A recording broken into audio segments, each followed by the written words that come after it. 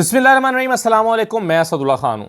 کل غالباً یہی وقت ہوگا یا اس سے تھوڑا پہلے کا وقت ہوگا جب میں ویلاگ کر رہا تھا اور آپ سے مخاطب تھا، اور میں نے اس وقت کہا تھا کہ سعد رضوی صاحب پریس کانفرنس کر کے کہہ رہے ہیں کہ میں مذاکرات کے لیے تیار بیٹھا ہوں، آؤ مجھ سے مذاکرات کرو، میرا مارچ 24 گھنٹے سے رکا ہوا ہے، آپ کا انتظار کر رہا ہوں، آؤ مجھ سے بات کر لو۔ لیکن میں نے کہا تھا کہ انفارچونیٹلی آپ سے کوئی بات کرنے نہیں آ رہا، آپ سے کوئی مذاکرات کرنے نہیں آ رہا، اور یہ میں خبر کی بنیاد پر کہہ رہا تھا کہ آپریشن کی تیاری ہو گئی ہے، ڈسمنٹل کرنے کا فیصلہ ہو گیا ہے، کریک ڈاؤن کا فیصلہ ہو گیا ہے، مذاکرات نہ کرنے کا فیصلہ کیا گیا ہے۔ سعد رضوی صاحب اب کہاں ہیں، انس رضوی کہاں ہیں، اس پر آنے سے پہلے میں تھوڑا سا بیک گراؤنڈ آپ کے ساتھ شیئر کر لوں۔ دیکھیے، جو کچھ پچھلے 24 گھنٹے میں ہوا ہے، جس طرح سے ریاستی جبر کا استعمال کیا گیا، وہ قابل مذمت اور قابل افسوس، اس پر تو آگے چل کے میں بات کرتا ہوں۔ لیکن تحریک لبیک کا اب تک کا جو سفر ہے، اس پر بھی تو ایک نظر ڈالنی چاہیے یا نہیں ڈالنی چاہیے؟ اب تک اس تحریک نے جس متشدد رویے کو پروان چڑھایا ہے اور اپنی عدالت لگا کر دوسروں کو واجب القتل قرار دینے والوں کی جس طرح سے حوصلہ افزائی کی ہے، اقلیتوں کی بستیاں جلانے والوں کی جس طرح سے حوصلہ افزائی کی ہے اور انہیں عین ہیرو قرار دیا ہے۔ سری لنکن ایک شخص سیالکوٹ میں بیچارہ نہیں جانتا تھا کہ مشین کے اوپر جو سٹیکر لگا ہوا ہے اس کی حرمت کیا ہے، اور اس نے اپنی نادانستگی میں وہ سٹیکر اس مشین سے ریموو کروایا کہ مشین صاف ستھری ہونی چاہیے، لیکن چند لوگوں نے اپنی عدالت لگا کر اسے وہیں پر جلا ڈالا۔ تو ایسا کرنے والوں کی حوصلہ افزائی کرنا، تو یہ کس قسم کی پود ایک تیار کی جا رہی تھی؟ اور پھر جسے چاہیں آپ کافر قرار دے دیں، جسے چاہیں آپ توہین مذہب کا مرتکب قرار دے دیں، جس وزیر کے خلاف آپ چاہیں گالیاں دیں، وزیر تو چھوڑیے، وہ ایک عام انسان بھی تو ہے، اور اس پر حملہ ہو جائے اور پھر حملہ کرنے والے کو آپ ہیرو قرار دے دیں۔ سلمان تاثیر سے لاکھ اختلاف ہو سکتا ہے، لیکن کیا کوئی ایک شخص اپنی عدالت لگا کر فیصلہ کر سکتا ہے کہ توہین عدالت کا مرتکب ہے؟ اگر ایسا ہے تو پھر عدالت کہاں ہے؟ کیا عدالتوں میں جا کر پورے مقدمہ چلا تھا؟ کیا عدالتوں میں جا کر انصاف کے تقاضے پورے کرنے کی کوشش کی گئی تھی؟ ججوں کو ڈرایا جانا، دھمکایا جانا، اتنا دباؤ ڈالنا کہ ایک مقدمہ اگر عدالت میں گیا ہے تو اسے کہنا کہ جج اس کے حق میں فیصلہ نہ کرے، تو پھر وہ جج کہے گا ہے اگر وہ فیصلہ نہیں کر سکتا، پھر قاضی کا تصور کیا ہے؟ تو پچھلے چند سالوں میں اس تحریک نے یہ سارا ایک فلسفہ جو پیدا کیا، ایک پرتشدد رویے کو پروان چڑھایا، راستے بند کرنا، یعنی میں نے خود ایکسپیرینس کیا ہے لاہور میں کہ میرا بعض اوقات دفتر سے گھر پہنچنا مشکل ہو جاتا تھا ان دنوں میں جب یہ راستے بند کرتے تھے، اور خوف آتا تھا کہ یہاں سے گزرتے ہوئے یہ مجھے جلا دیں گے۔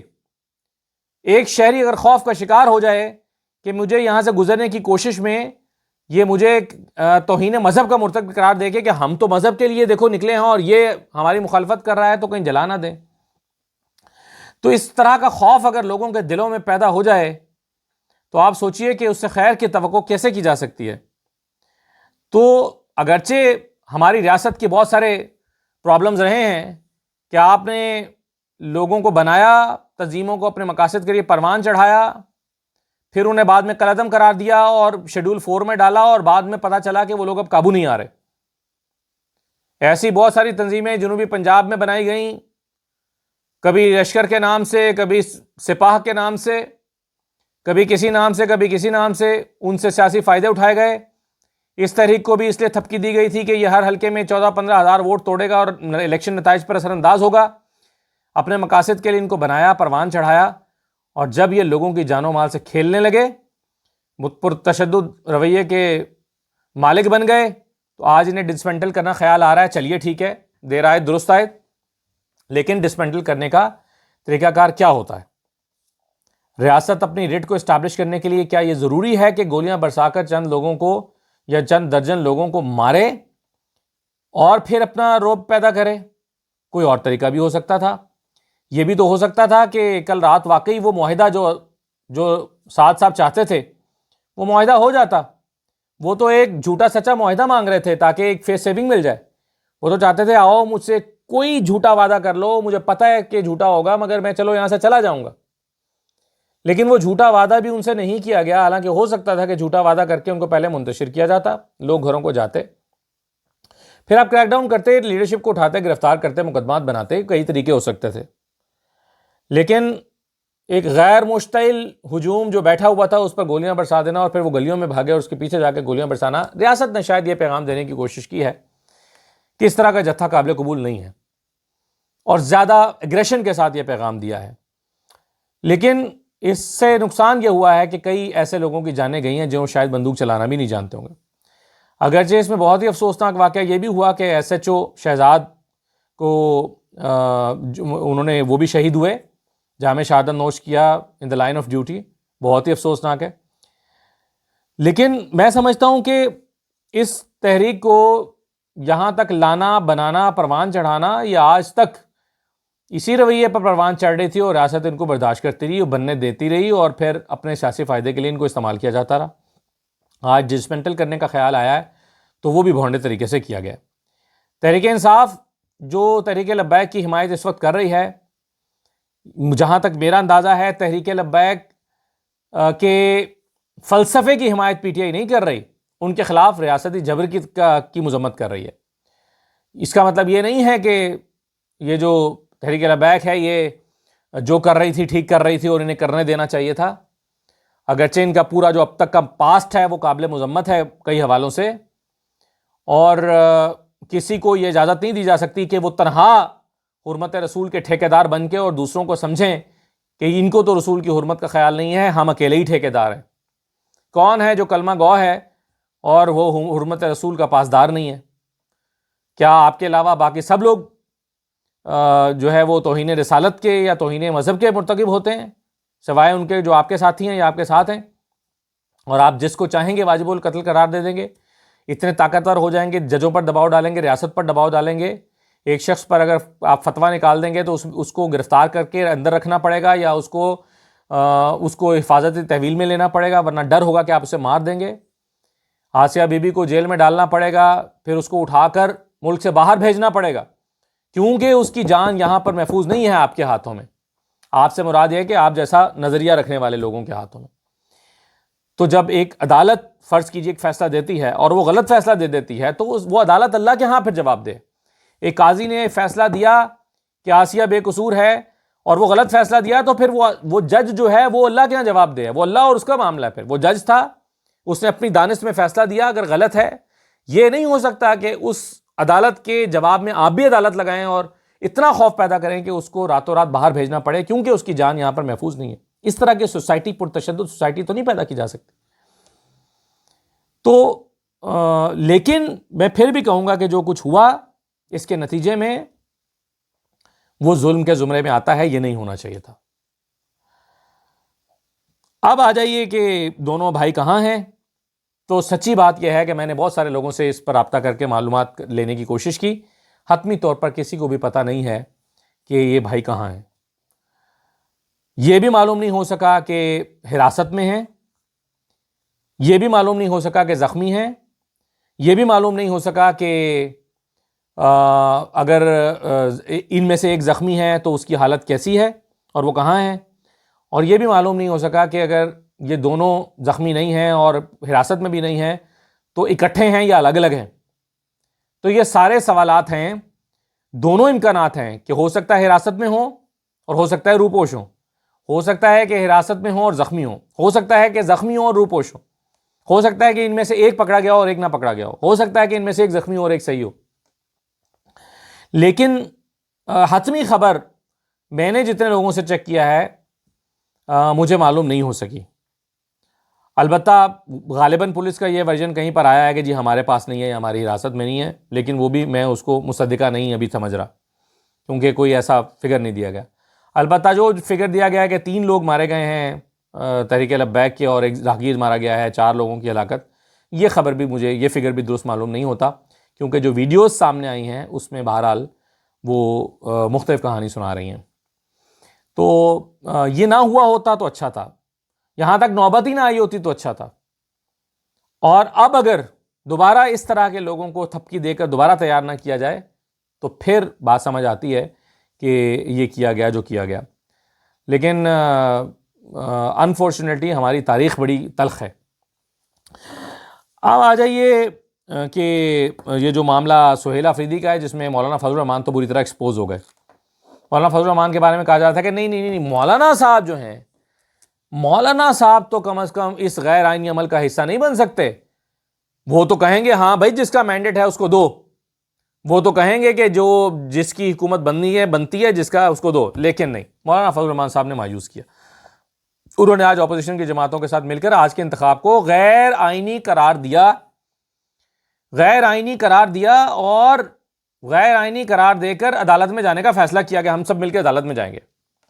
میں نے کامران مرتضیٰ صاحب کو کہیں سنا نہیں ہے، لیکن آئی ایم شیور اگر میں کامران مرتضیٰ صاحب کو سنتا یا ان سے پوچھوں تو کامران مرتضیٰ صاحب کہیں گے کہ ہاں استعفیٰ گورنر صاحب کے اختیار میں نہیں ہے کہ وہ قبول نہ کریں.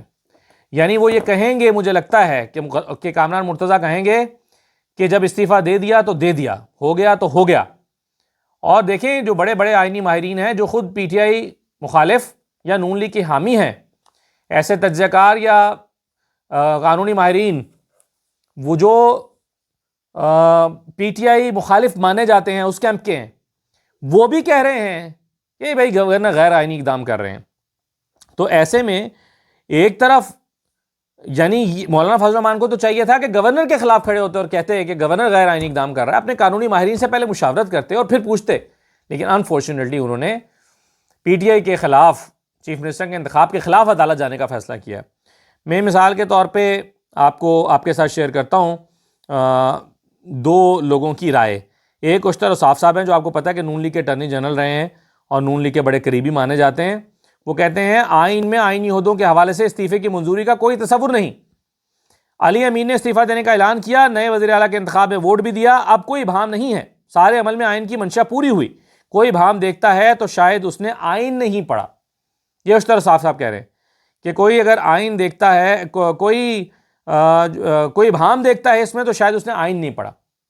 اچھا، پھر ریما عمر صاحبہ ہیں، انہوں نے کہا کہ گورنر کنڈی، اور انہوں نے گورنر فیصل کریم کنڈی کو کوٹ کر کے کہا ہے کہ governor Kundi is acting against the constitution's letter plus spirit by forcing a CM who has resigned as per article 130 subclause 8 to continue in office by delaying the election of his successor. A pity a constitution office holder is making a mockery of both his office plus constitution. تو یہ ریما عمر صاحبہ کی رائے بھی ہے کہ مذاق بنایا جا رہا ہے. آرٹیکل 138 کیا ہے؟ وہ کہتا ہے کہ the chief minister may by writing under his hand address to the governor resign his office. بس اس کے بعد آئین خاموش ہے، اس کا مطلب ہے کہ ریزائن ہو گیا. یہ نہیں کہا کہ اس کے بعد گورنر اسے منظور یا نامنظور کرنے کا فیصلہ کرے گا. دیا تو ہو گیا. اب گورنر صاحب اگر کہتے ہیں کہ جی میں شہر میں نہیں ہوں، آج انہوں نے کہا کہ میں شہر میں نہیں ہوں، تو بھائی جب آپ چھٹی پہ جاتے ہیں، جب شہر میں نہیں ہوتے تو یا تو کام کر رہے ہوتے ہیں یا شہر سے باہر جاتے ہیں اور آپ کام نہیں کر رہے ہوتے، چھٹی پر ہوتے ہیں، تو پھر آپ اپنا متبادل قائم مقام گورنر بنا کے جاتے ہیں تاکہ قائم مقام گورنر آپ کا کام کرو. یہ کیسے ہو سکتا ہے کہ آپ کا کام آپ کے شہر میں نہ ہونے کی وجہ سے 4 دن کے لیے روک دیا جائے؟ یہ ممکن نہیں ہے. اب چلی گئی ہے پی ٹی آئی عدالت میں، آج پہلی سماعت بھی ہوئی، عدالت میں گئی، عدالت نے بنیادی چیزیں سنی اور پھر نوٹسز جاری کر دیے. اور نوٹسز پی ٹی آئی کیا لینے گئی تھی؟ پی ٹی آئی گئی تھی آرٹیکل 255 کو لے کر. آرٹیکل 255 کیا کہتا ہے؟ کلوز 2 وہ کہتے ہیں کہ ویئر انڈر دا کانسٹیٹیوشن، یہ 26ویں ترمیم کے بعد امینڈمنٹ آئی ہے. پہلے آرٹیکل 255 ایسا نہیں تھا. پہلے 255 ایسا تھا کہ اگر کوئی گورنر کسی سے حلف نہیں لے سکتا، یعنی چھٹی پر ہے، بیمار ہے، کوئی وجہ ہے، تو وہ اپنا کوئی نمائندہ مقرر کرے گا جو حلف لے لے گا. لیکن اس میں کچھ رکاوٹیں آ رہی تھیں تو 26ویں ترمیم آ گئی. اور جب 26ویں ترمیم آئی تو 26ویں ترمیم میں کیا کہا گیا؟ 26ویں ترمیم میں کہا گیا کہ where under the constitution an oath is required to be made before a specified person and for any reason it is impracticable for the oath to be made before that person, it may be made before such other person as may be nominated by Chief Justice of a High Court in case of province and by the Chief Justice of Pakistan in all other cases. یعنی 26ویں ترمیم کے بعد 255 یہ کہتا ہے کہ آپ کو اگر گورنر نہیں لے رہا تو آپ عدالت کے پاس جائیں گے اور چیف جسٹس جس کو بھی نامینیٹ کرے گی وہ آپ سے حلف لے لے گا. اسی درخواست کو لے کر پی ٹی آئی آج گئی ہے اور عدالت کے پاس کوئی گنجائش نہیں ہے کہ وہ راہ نہ نکالے. عدالت یہ مان نہیں سکتی آرٹیکل 138 کو کہ گورنر کے پاس یہ اختیار ہے کہ وہ اس کو ریزائن کو وہ کر دیں. ہاں ایک ضرور ہے 133 جس میں کہا گیا کہ the governor may ask the chief minister to continue to hold office until his successor enters upon the office of the. جب تک نئے کا انتخاب نہیں ہو جاتا یا نیا آ نہیں جاتا یا مسئلہ حل نہیں ہو جاتا تب تک وہ کہہ سکتا ہے اپنے چیف منسٹر سے کہ وہ کنٹینیو کر لے. لیکن یہاں تو کیس ہی یہ نہیں ہے تو اس کا تو حوالہ دیا ہی نہیں جا سکتا. تو یہ تو ممکن ہی نہیں ہے کہ عدالت سے کوئی ریلیف مل جائے اپوزیشن جماعتوں کو. لیکن پھر بھی عدالت سے سبکی کے لیے عدالت کی سے سبکی اٹھانے کے لیے جا رہے ہیں عدالت کے پاس. لیکن عدالتوں کا بھی کوئی پتہ نہیں ہے, جس طرح کی عدالتیں 26ویں ترمیم کے بعد ہو گئی ہیں. لیکن کیا ہوگا, عدالت کیا کہے گی کہ جی ٹھیک ہے گورنر کا انتظار کیا جائے, گورنر آئیں گے اور چیک کریں گے تو گورنر پرسوں آ جائیں گے, پھر ترسوں دوبارہ انتخاب ہو جائے گا. یہ تو نہیں ہو سکتا غیر معینہ مدت کے لیے چیف منسٹر کا ریزگنیشن ایکسیپٹ نہ کریں اور علی امین گنڈاپور کو دوبارہ کہیں آفس سنبھالو اور علی امین گنڈاپور آ کے آفس سنبھال لے. یہ تو نہیں ہو سکتا. یعنی آپ 2 دن لیٹ کر سکتے ہیں, 4 دن روک سکتے ہیں, پھر دوبارہ انتخاب ہو جائے گا. تو کیا مقصد ہے اس ساری ایکسرسائز کا؟ پھر مولانا فضل الرحمان صاحب نے یہ کیوں کیا ہے؟ تو دیکھیں, ایک تو اپوزیشن کی جماعتیں اپنا متفقہ امیدوار ہی نہیں لا سکیں, پی ٹی آئی کا بندہ کوئی توڑ نہیں سکیں, 90 لوگوں نے ووٹ دے دیا. اور پھر آئین کا آرٹیکل بڑا واضح ہے. ایک اور بحث بھی ہے, آج جو گورنر صاحب نے بلا لیا, چیف منسٹر خود پیش ہوں, گورنر کا کوئی اختیار نہیں ہے کہ چیف منسٹر کو بلائیں. گورنر چیف منسٹر کو بلا ہی نہیں سکتا. گورنر چونکہ چیف منسٹر کو نہیں بلا سکتا تو انہوں نے ایک اور غیر آئینی قدم اٹھایا ہے اور کہا ہے کہ چیف منسٹر میرے پاس آئیں. تو یہ بھی ایک معاملہ ہے. تو یہ ساری چیزیں جب جا کے عدالت میں جمع ہوں گی تو اندازہ ہوگا کہ کس نے کیا کیا ہے. لیکن اگر آپ چاہتے ہیں کہ پی ٹی آئی کو ہائپ ملتی رہے, روزانہ ٹاک شوز میں یہ ڈسکس ہوتا رہے, آج حالانکہ دیکھیں شرم الشیخ میں ہو رہا تھا, پیس اگریمنٹ ہوا, کتنی امپورٹنٹ چیزیں تھیں. افغانستان کا معاملہ تھا, آج منڈے پہلا شو تھا سارے ٹی وی چینلز کا, بڑے اینکرز کا, اور منڈے کو پہلے شو میں ہونا تو یہ چاہیے تھا افغانستان, بھارت اور یہ سارا معاملہ ڈسکس ہوتا. لیکن کیا ڈسکس ہو رہا تھا؟ چیف منسٹر کا انتخاب. تو جب چیف منسٹر کا انتخاب ڈسکس ہو رہا ہے تو آپ چاہتے ہیں کہ ایک ہفتہ اور ڈسکس ہوتا رہے, تو پھر ایک اور ہفتہ ڈسکس ہوتا رہے گا. یہ تو اس سے تو عمران خان اور ان کی جماعت کو فائدہ ہی ہوگا, حل کوئی نہیں نکل سکتا اس کا. اجازت دیجیے, اللہ حافظ.